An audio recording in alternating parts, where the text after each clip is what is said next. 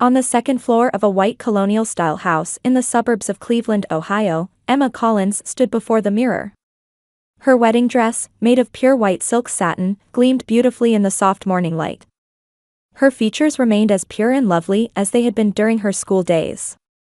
Her long chestnut hair was elegantly pinned up, and the pearl necklace inherited from her grandmother Eleanor glowed gracefully at her throat. Gazing at her reflection in the mirror, Emma took a deep breath. Memories of her high school days spent with her grandmother in this very house 15 years ago came flooding back. Back then, she never could have imagined that a day like today would come, especially that she would be united with a man named Marcus Bennett. A gentle knock on the door echoed through the room, and as Emma turned around, her mother Linda entered. Linda had just rushed over from New York, and the fatigue from her journey still showed on her face. A former beauty consultant, her mother always wore perfect makeup and was dressed in a Chanel suit. However, this morning her expression lacked its usual confident smile. "Emma, you look absolutely beautiful," Linda said, placing her hand on her daughter's shoulder with a complex expression. "But are you really sure about this? There's still time to reconsider." Emma gently took her mother's hand. "Mom, I'm happy. Marcus is a wonderful man. But that scar..." Linda's voice grew quiet. "People will stare. A woman as beautiful as you should have other options. You're a successful doctor, surely there's a man more suitable for you." Just then, light footsteps came up the stairs, and her sister Jessica burst into the room. Jessica aspired to be an influencer and was dressed in perfectly applied makeup and the latest designer dress. "Good morning," Jessica greeted cheerfully, but her face quickly clouded over. "Honestly, today's wedding isn't Instagram-worthy at all. It was so hard explaining it to my friends." "Why?" She lowered her voice. "Why are you marrying a man like that? That facial scar is just awful." Emma smiled quietly. Her family's reaction was exactly what she had expected. 3 years ago, when she had told her family about her relationship with Marcus, they had reacted the same way. Her parents and sister focused only on his appearance and never once tried to learn about his character or achievements. "You don't know anything about him," Emma answered calmly. "Marcus runs an animal rescue shelter. He's saved hundreds of animals so far. And underprivileged children visit the facility too, learning love and compassion from him." Linda shook her head. "That's wonderful, but think realistically. Marriage is also a practical decision. Social status, financial stability, and public perception, all of these things matter." In Emma's heart, the words of her grandmother Eleanor, who had passed away 5 years ago, echoed, "True love is found with the heart, not the eyes, Emma. And truly important people appear when you need them most." Her grandmother's warm hands still supported her heart even now. From downstairs, her father Robert's quiet voice could be heard.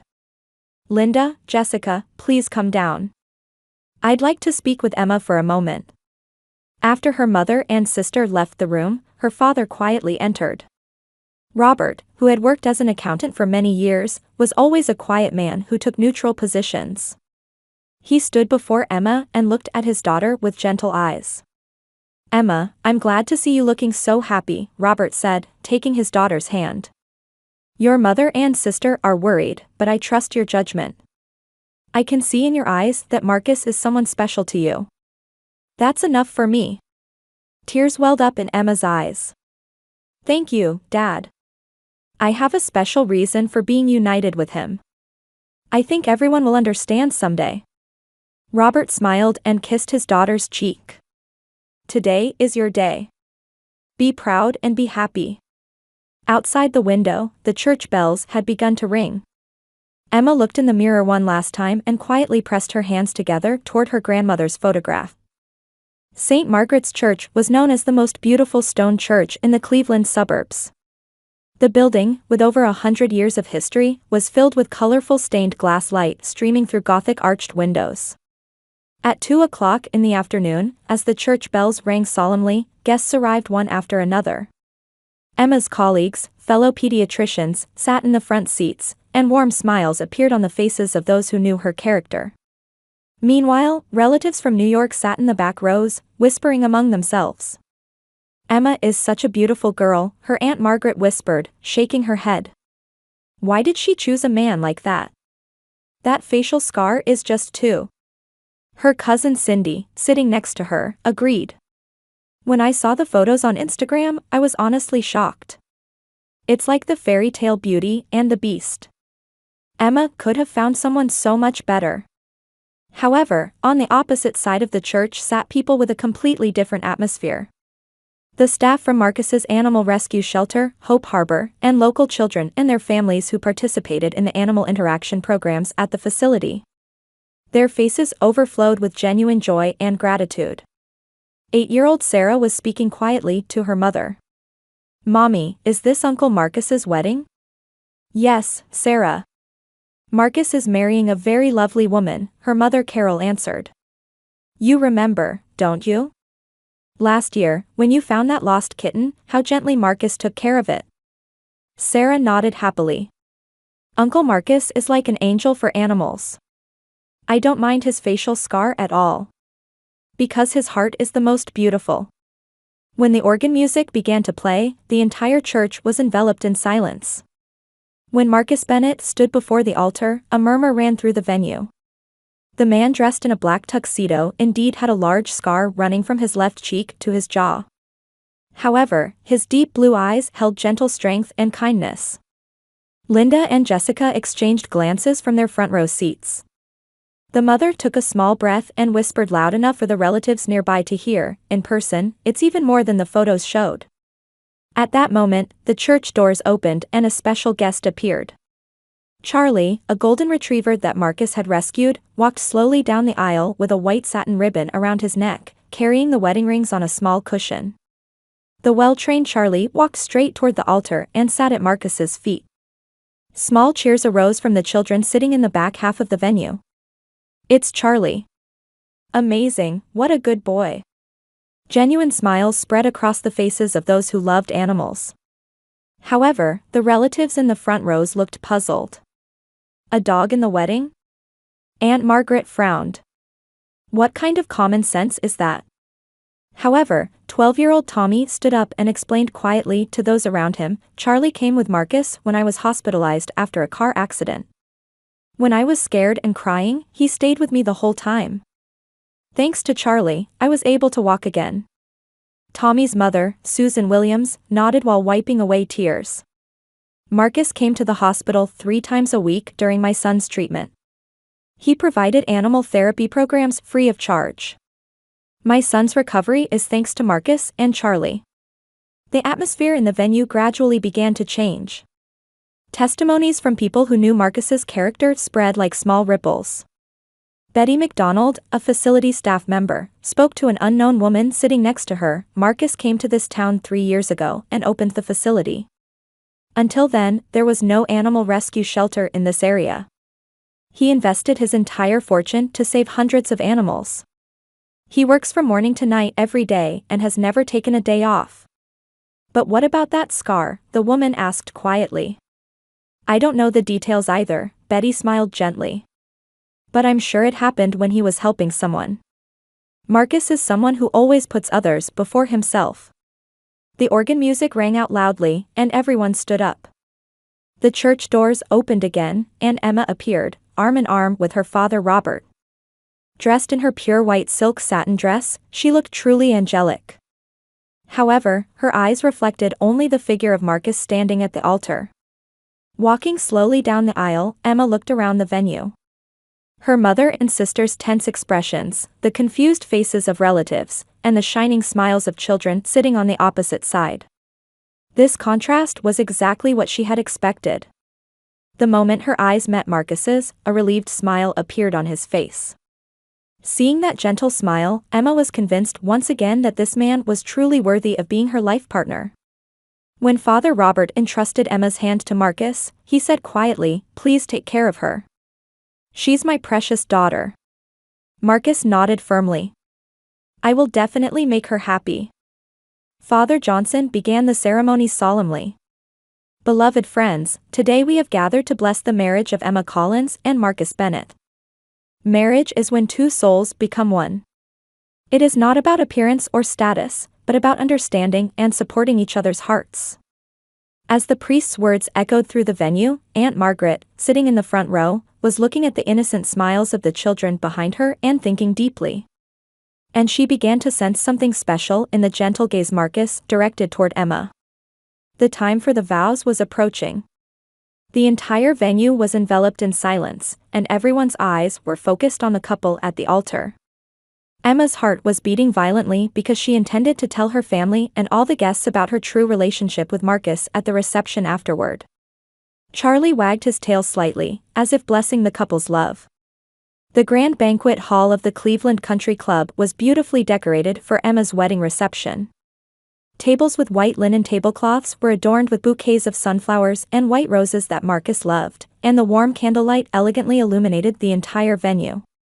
Nearly 100 guests were seated, waiting for the bride and groom's entrance. When Emma and Marcus appeared hand in hand, applause rang out.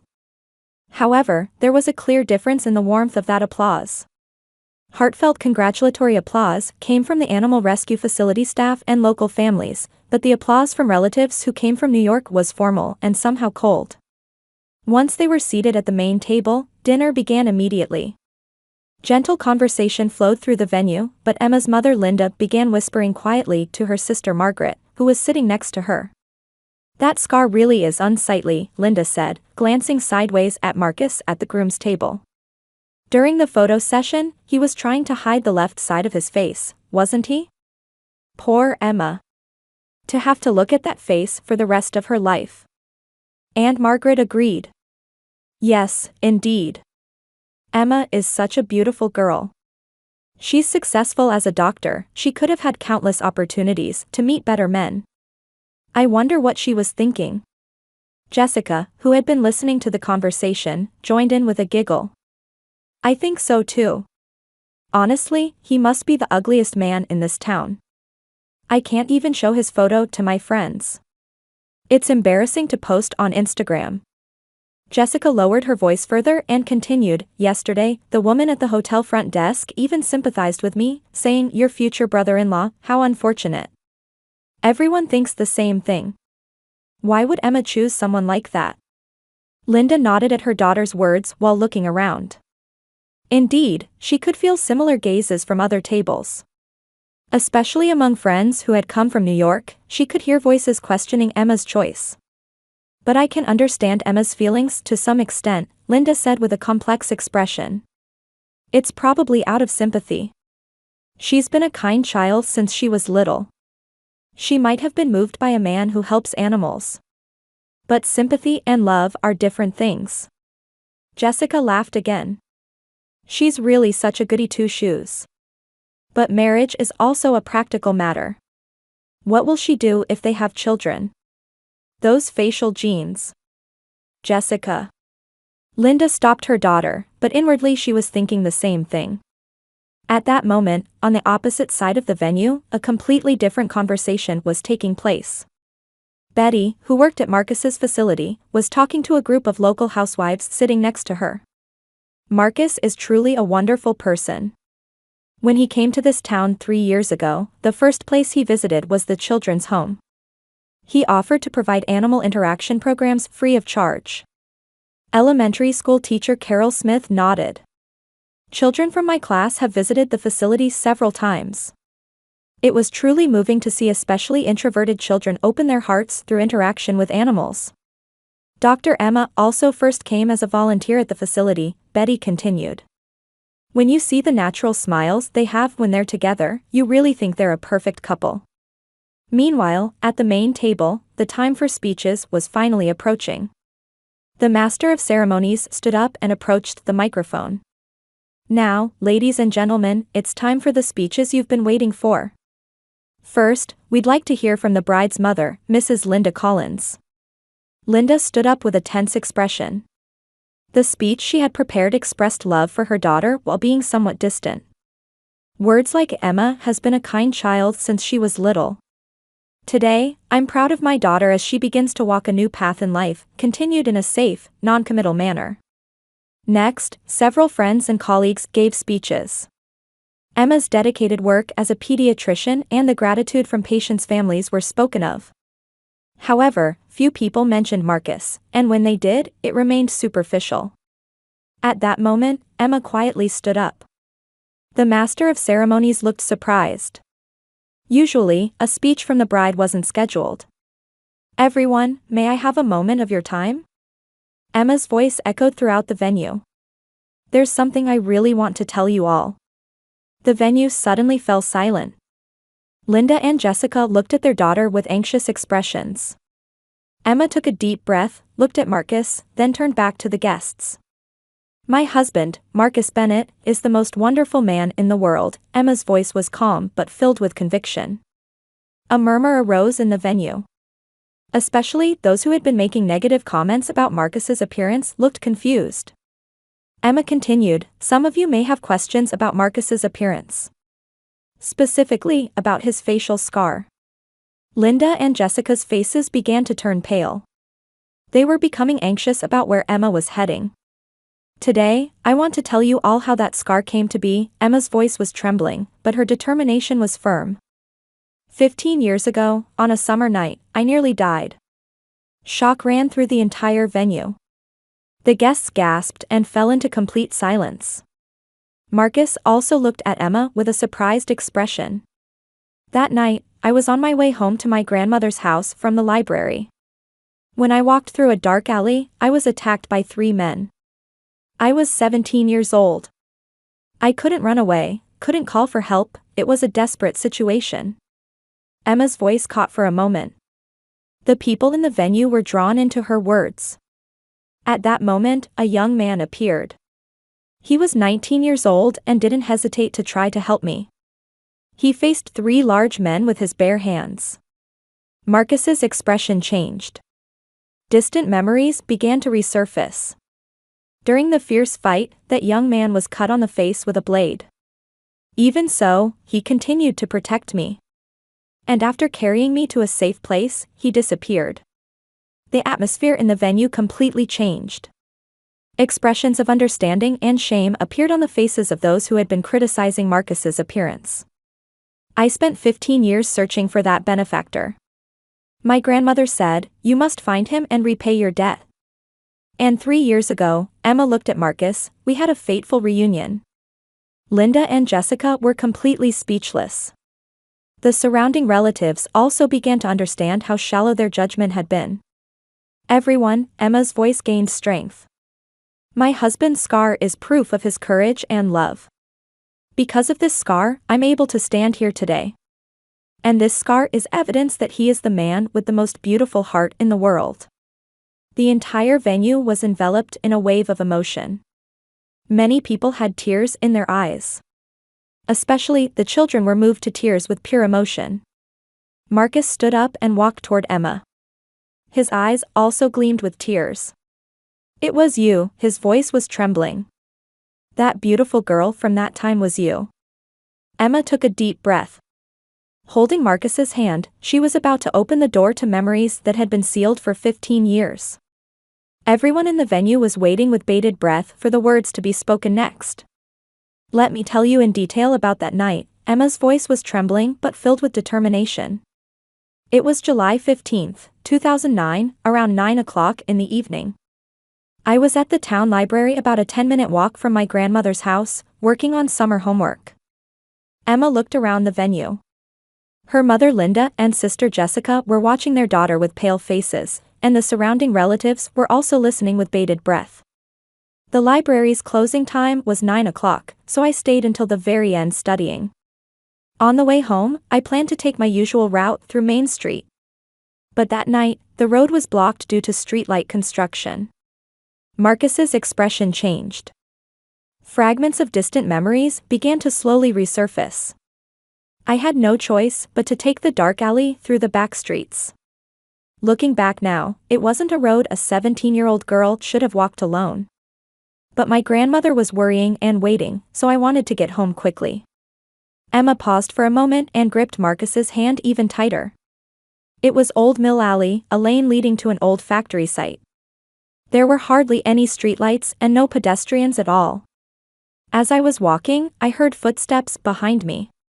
When I turned around, 3 men were chasing after me. The mothers in the venue looked anxious, imagining if their own daughters were in such a situation.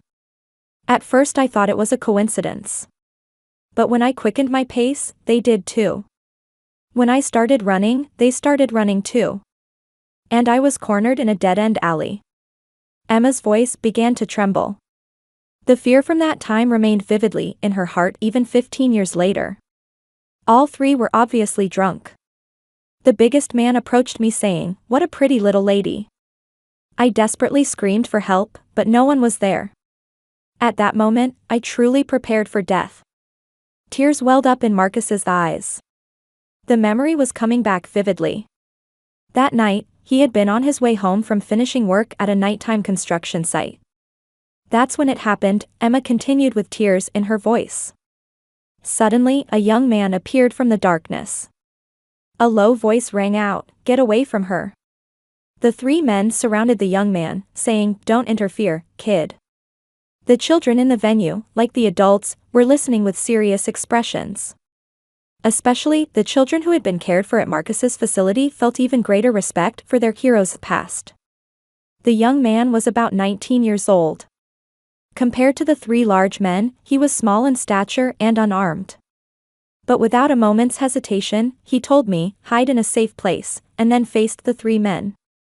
Emma looked around the venue, speaking especially to her family. A fierce battle began. The young man seemed to have some knowledge of martial arts and fought well at first. But one of them pulled out a hidden knife. He said, "Let's finish off this kid in one blow." Linda covered her mouth with her hand, and Jessica began to cry. They were finally beginning to understand the true meaning of the scar they had mocked.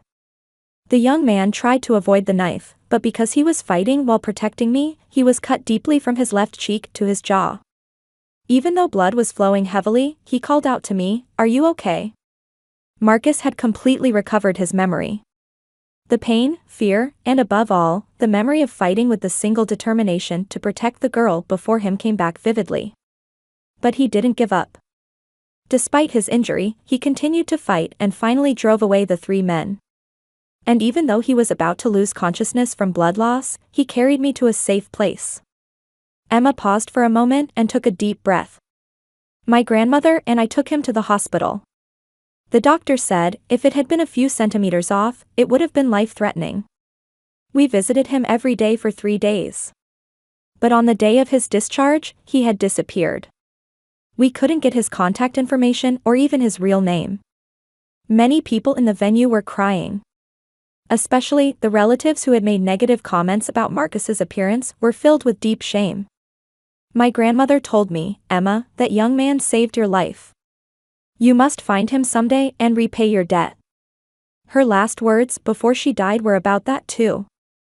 Emma looked at Marcus. Large tears were flowing from his eyes too. "And 3 years ago, a man appeared at the hospital where I had started working as a pediatrician, carrying an injured stray dog. At that moment, I was certain. He was that young man from that time." Marcus stood up and turned toward Emma. "Emma," his voice was trembling with emotion.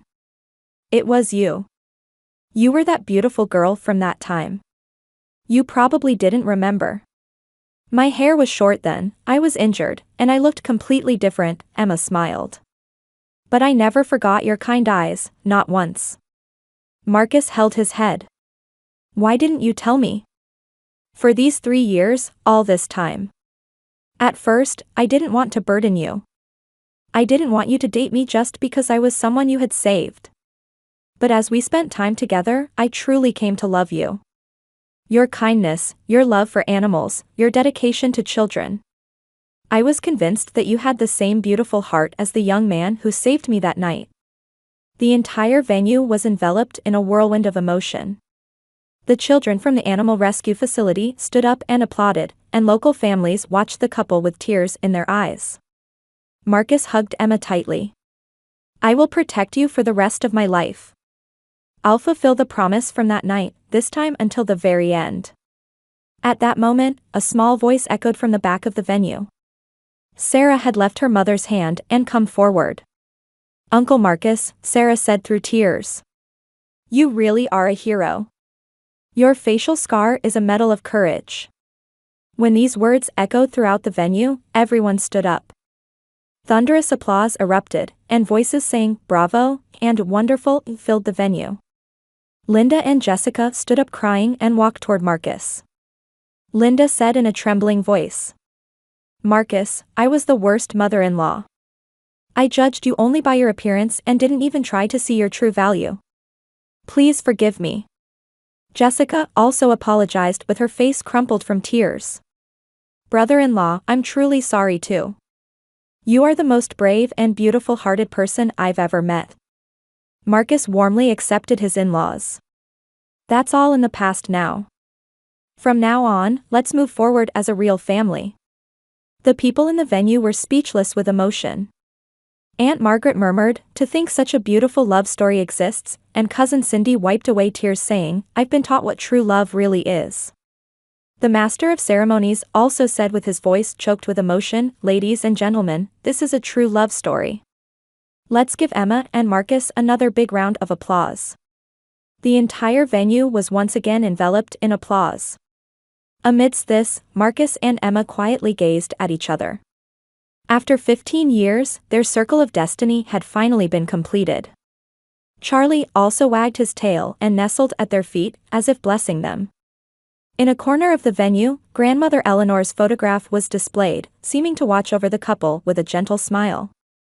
Epilogue, 1 year later. 1 year later, at Emma and Marcus's new home in the Cleveland suburbs, their weekly family dinner was being held. In the living room where the fireplace danced, comfortable laughter echoed. Charlie, as always, was relaxing on the sofa as a member of the family. "Marcus, that roast chicken looks absolutely delicious," Linda called out from the kitchen. Since the wedding a year ago, she had changed as if she were a different person. Now she volunteered at Marcus's animal rescue shelter, Hope Harbor, twice a week. "The time spent with animals has taught me true joy," she often said. At the dining table, Jessica was talking excitedly. "Sister, this month's Instagram post got an amazing response. The photo from the Disability Support Facility activity got over 30,000 likes." Jessica's social media account had taken a major turn after the wedding. She had shifted from superficial beauty and fashion posts to messages about social contribution activities and inner beauty. Her post, "A True Beauty Lies Within the Heart," was influencing many young women. "Thanks to Jessica's activities, donations to the facility have increased too," Marcus said gratefully. "Your influence is truly wonderful." Father Robert was quietly smiling while watching the family. "A year ago, I never could have imagined this. Spending such warm family time together." At that moment, Emma returned from the kitchen. Her face had a special glow. "Everyone, I have an important announcement." Marcus looked at his wife with concern. "Emma, what is it?" Emma took her husband's hand and smiled. "We're expecting a baby." After a moment of silence, cheers erupted. Linda rushed over with a kitchen towel still in her hand, Jessica jumped up and hugged her sister, Robert quietly wiped away tears, and Marcus gently embraced Emma. "Congratulations, Emma," Marcus's voice trembled with emotion. "To think that you and I will have a child, it's like a dream." Linda said tearfully, "This child will surely be special. Born from parents filled with love and courage." Jessica continued excitedly, "I'm going to be the most wonderful aunt in the world. And I'll teach this child from the beginning the importance of judging people not by appearance, but by their hearts." After dinner, the family gathered in the living room before Grandmother Eleanor's photograph. In front of the photo were letters from animals rescued at Marcus's facility and drawings from children. "Grandma," Emma spoke quietly to the photograph. "Just as you said, I was able to find my benefactor and repay my debt. And that person became my life partner. Next spring, your great-grandchild will be born." Marcus also pressed his hands together toward the grandmother's photograph. "Grandmother Eleanor, thank you for raising Emma. And thank you for bringing us together." Linda looked around at her family and said, "We all learned something important on that wedding day. We who were caught up in appearances and social expectations came to understand what true value really is. Jessica nodded. I changed too. Now pursuing inner beauty is much more fulfilling. Outside the window, the sunset was beautifully coloring the sky. Charlie stood up and headed toward the children playing in the yard. The children who visited Marcus's facility had now become like part of their family. Marcus, Emma gripped her husband's hand. I want to teach our child the same courage and kindness that you have. And I want them to have a heart filled with love like yours, Marcus replied. The family sat in a circle and quietly spent time in gratitude. The foolishness of judging people by appearance, the meaning of true love, and the importance of family bonds, the lessons learned at the wedding a year ago were still deeply etched in their hearts. Charlie returned and lay down in the center of the family circle, as if protecting this happy time. Grandmother Eleanor's photograph smiled gently, illuminated by the firelight. Emma placed her hand on her belly and thought, I'll tell the child born next year this beautiful family story. I'll teach them what true beauty is, what true love is. And that people should be judged not by appearance, but by their hearts. The family's laughter continued to echo through the warm home.